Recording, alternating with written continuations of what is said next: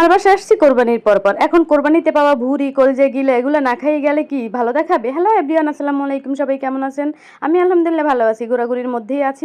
তো ওই দিন সকালবেলা মামি হচ্ছে কলিজা, তারপরে ফ্যাপসা ট্যাপসা কি বলে ওগুলো বের করছে, রান্না করবে। তার মধ্যে দেখি আমি আমার পছন্দের পিলই, এটা আমরা বরিশালের বাসায় পিলই কইলেও আমার মামিরা দেখি বলে তিল্লি। যাই হোক, এটা দেখে আমি বললাম মামি আমি এটা ফ্রাই করবো। মামি যেই বলে সেই কাজ, মামি বলে ঠিক আছে করো।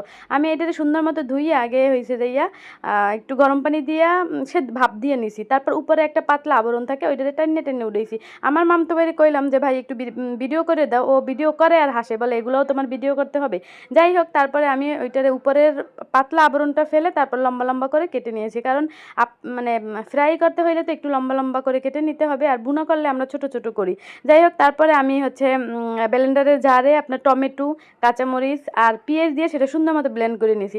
তারপর সব উপকরণগুলো সুন্দর মতো সাজাই লইছি, হলুদ, মরিচ, টক দই, তারপর ওই যে মশলাটা আমি বানাইছি সেই মশলাটা, তারপর সয়া সস, তারপর কি বলে জিরার গুঁড়া, ধনিয়ার গুঁড়া, আমি সব মোটামুটি মাংস রান্না করতে যে ধরনের মশলা লাগে সব কিছুই, সাথে টক দই আর সয়া সসটা বাড়তি দিয়ে আর হচ্ছে লেবুর রস দিয়ে আমি সুন্দর মতো এটা ম্যারিনেট করছি।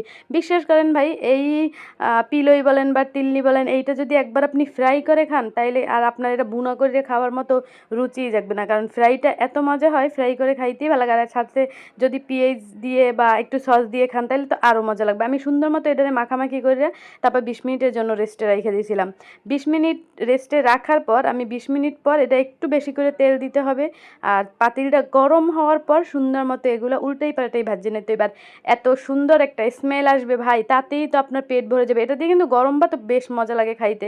তাছাড়া পরোটা খাইতে পারেন, অথবা সন্ধ্যার স্ন্যাক্সে সস দিয়ে বেশ মজাদার হবে। আমি তো শুধু ভাবছি অল্প করে, কারণ কেমন না কেমন লাগবে, ফার্স্ট টাইম আমিও ট্রাই করছি, কিন্তু এত মজা হবে ভাবি নাই। যাই হোক, আমার তিল্লি ফ্রাই বা পিলই বলেন ফ্রাই মোটামুটি কমপ্লিট। এবার খাওয়ার পালা। খাইয়ে কিন্তু সবাই বেশ ভালোই বলছে। আর আমার খালায় খাইবে, মজা লাগবে, কিন্তু ওটা স্বীকার করবে না যে আমি ভালো রান্না করতে পারি। লুকসটা কেমন হয়েছে দেখবেন, একবার শুধু ফ্রাই করে খাইবেন, কোনো সময় আর বুনো করে খাওয়ার স্বাদ জাগবে না।